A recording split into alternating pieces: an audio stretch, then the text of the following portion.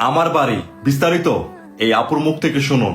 বিয়ে হয়েছে গত মাসে, এই 1 বছর পূর্ণ হলো। এই বছরে এই প্রথম আমি একা একা বাড়ি গেলাম। এর আগে যতবার গেছি হয় বরের সঙ্গে অথবা শ্বশুর মশাই দিয়ে গেছেন। বেশ কয়েকবার আমার বাবা এসেও নিয়ে গেছে, কিন্তু মাস চারেক হলো বাবার হঠাৎ ম্যাসিভ অ্যাটাকে চলে যাওয়ার পর কাজকর্ম সেরে সেই যে বাড়িতে এসেছি আর বাড়ি যাওয়া হয়ে ওঠেনি। আসলে কদিন ধরে মায়ের শরীরটা ভালো যাচ্ছিল না। ফোনে 4 বেলা খোঁজ নিচ্ছিলাম, কিন্তু মনটা খুব আনচান করছিল। অস্থিরতা লক্ষ্য করে শাশুড়ি মা আগের রাতে বললেন, বুঝলে বৌমা, তুমি কালকেই বাড়ি চলে যাও।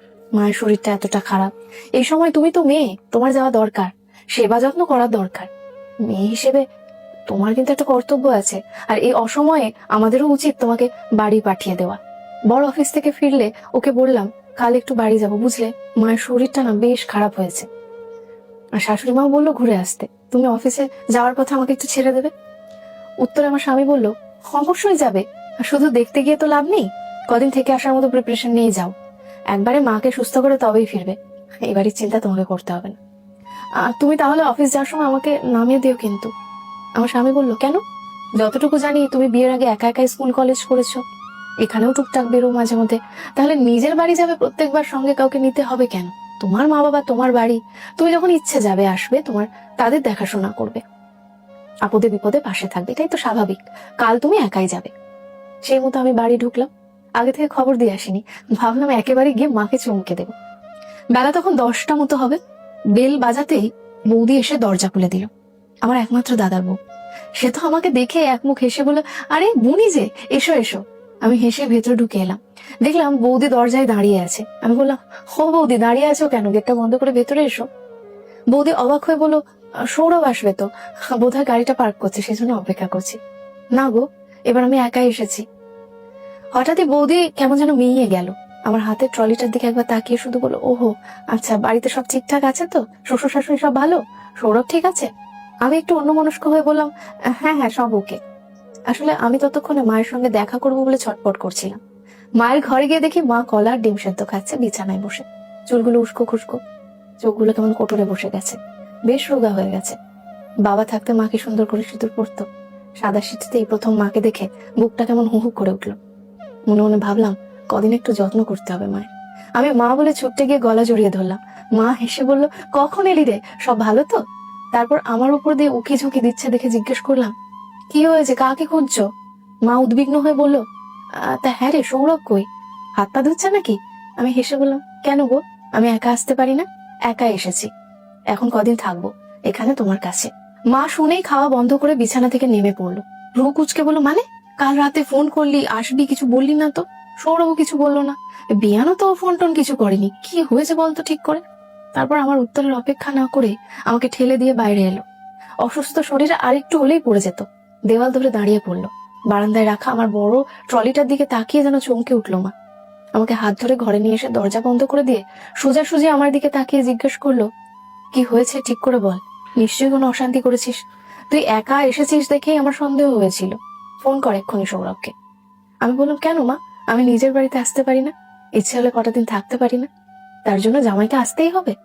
তোমাদের কথা মতো এক মুঠো চাল দিয়ে ঋণ শোধ করে দিইনি বলেই কি আর এ বাড়িতে আমার জন্য ভাত বরাদ্দ নেই?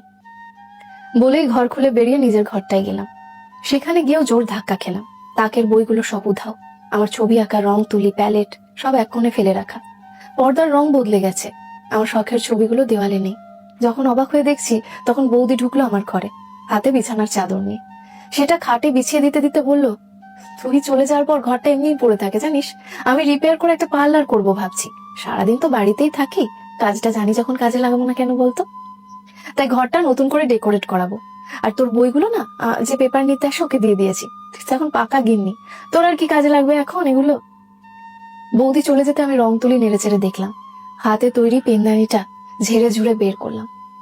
দেয়ালগুলোতেও হাত বোলালাম, বোলপুর থেকে কেনা উইন্ড বেলটা টুংটাং করলাম, বাঁশিটায় ফু দিলাম। পর্দাগুলো উড়ে এসে যেন বলছে, এ বাড়িতে আর কিছু আমার নেই, আমার জন্য নেই, শুধু অতিথির মতো যাওয়া আসা, অবশিষ্ট কিছু আর পড়ে নেই। 2 দিনের বেশি থাকলে এ বাড়ির লোকজন বেজার হয়, দুশ্চিন্তা করবে, কি হলো, কেন হলো, কেন থাকছে, এতদিন থাকবেই বা কেন এসব। ভাবতে ভাবতে বরমশাইয়ের ফোন। আমি বললাম, কালকেই বাড়ি চলে যাব, মা এখন বেশ ভালোই আছে। সে বলল, তা গেছো যখন 2 দিন থেকেই এসো না, মনটা ভালো লাগবে, আমি গিয়ে নিয়ে আসবো খন। কিন্তু আমি পরদিন সকালেই তৈরি হয়ে বেরিয়ে পড়লাম। আসার সময় মাকে বলে এলাম, ও বাড়ি যাচ্ছি মা, এ বাড়িতে কালে ভদ্রে আসাই ভালো, তাতে জামাই আদর পাওয়া যায়। মা শুধু বলল, ছেলের বউ হয়ে গেলে মায়েরা পরাধীন হয়ে যায় রে, তারপরও স্বামী নেই, ছেলের বউয়ের হাতের তলার মধ্যে থাকতে হয়। তখন মেয়ে জামাই দুদিনের জন্য আসবে, থাকবে, আনন্দ করে চলে যাবে, এতেই সুখ, এতেই শান্তি। ট্রলি নিয়ে একা একা মেয়ে এলে বুক কাঁপে রে সব মায়েরই।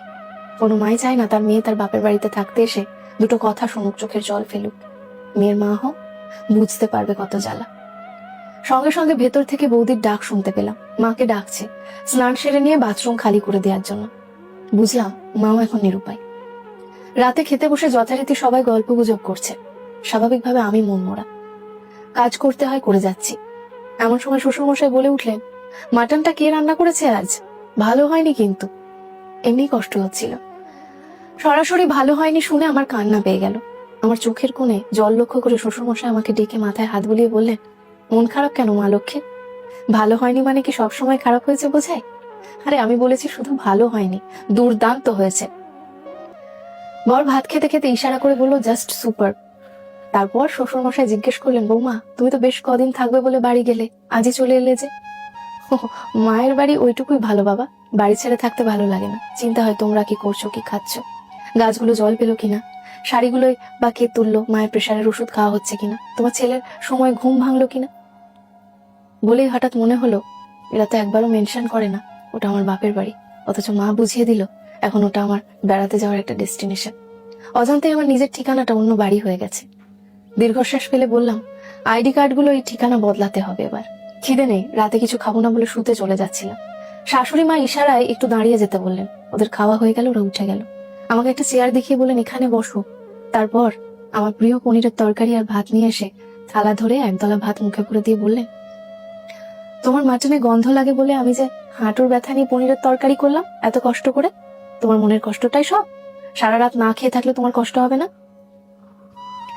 সব ভাত কটা শেষ করে হাত ধুয়ে এসে আমাকে বললেন, ছেলে মেয়ে নির্বিশেষে সব মানুষকে জলের মতো হতে হয়, যেখানে থাকবে সেখানে নিজেকে গুছিয়ে নিতে শিখতে হয়। আর কি সব বলে মেয়েদের নিজের কোনো বাড়ি হয় না? কে বলেছে হয় না? নিজের করে নিতে পারলে নিজের বাড়ি হয়। এটাই তোমার বাড়ি, এখানে তোমার অধিকার সবচেয়ে বেশি, তোমার দাবিও সব থেকে বেশি। মায়ের উপর অভিমান করো না। বৌদির মতো তুমি ওই বাড়িটা নিজের পছন্দ মতো, নিজের ইচ্ছা মতো গুছিয়ে নাও না। মায়ের বাড়িটা থাক না মাঝে মাঝে যাওয়ার জন্য, হাওয়া বদলের জন্য। খুব অসুবিধা হবে কি? আমার তখন চোখের কোণে জল, অথচ মনটা কেমন হালকা হয়ে গেছে। এত জোর দিয়ে আমার বাড়িটাকে চিনিয়ে দেওয়ার জন্য মাকে একটু জড়িয়ে ধরতে গেলাম। মা কপট রাগ দেখিয়ে বলল, এটো মুখে এসব করতে এসো না তো, যত সব আদিক্ষেতা। হ্যাঁ, সবসময় শাশুড়ি কথাটা জুড়ে না দিয়ে দু এক সময় প্রাণ খুলে মানুষটাকে মা বলেও তো বলা যায়, বিশেষ করে যে আমাদের নিজের মেয়ে মনে করে যত্ন করে। আমরা বলি মেয়েদের নিজের বাড়ি হয় না, কিন্তু মেয়েরাও যদি একটু চেষ্টা করে, তাদের যদি একটু সাপোর্ট দেওয়া যায়, তারাও কিন্তু ছোট থেকে বড় হয়ে ওঠা নিজের বাড়িটাকে ছেড়ে পরের বাড়িটাকেও নিজের বাড়ি তৈরি করে নিতে পারে। তারাও বিশ্বাস করতে পারে জন্ম অন্য বাড়িতে হলেও বাকি জীবন তার এখানেই কাটবে, কারণ মুদ্রার এই পিঠটা সত্যি হলে ও পিঠটা তো মিথ্যে নয়। যদি গুণবান শ্বশুর বাড়ি থাকে তার শোনে, তবে সংসার সুখের হয় রমণীর গুণে। বিয়ের পর মেয়েদের অনেক সময় মনে হয় তাদের নিজের বাড়ি নেই, কিন্তু সত্য হলো নিজের বাবা মায়ের বাড়ি, শ্বশুর বাড়ি আর নিজের সংসার সবই মেয়েদের জন্য তার নিজের স্থান হতে পারে, যদি তারা নিজেকে মানিয়ে নিতে পারে। মেয়ে যদি সাধারণভাবে তাদের বাড়িকে ভালোবাসা ও যত্ন দিয়ে গ্রহণ করে, সম্পর্কের বন্ধন শক্ত হয়। ছোট ছোট যত্ন, মনোযোগ, ভালোবাসা এগুলো মায়ের সঙ্গে সম্পর্ককে আরো ঘনিষ্ঠ করে। স্বামী স্ত্রী ও শ্বশুর বাড়ির মধ্যে বোঝাপড়া, ধৈর্য আর সম্মান থাকলে সংসার আর শ্বশুর বাড়ি দুইটাই সুখের স্থানে পরিণত হয়। এতএব নিজের বাড়ি শুধু জন্মগত ঠিকানা নয়, নিজের ভালোবাসা, যত্ন আর শ্রদ্ধার মাধ্যমে গড়ে ওঠা স্থান। সরি গাইস, এটা আমার মতামত ছিল। Thank you.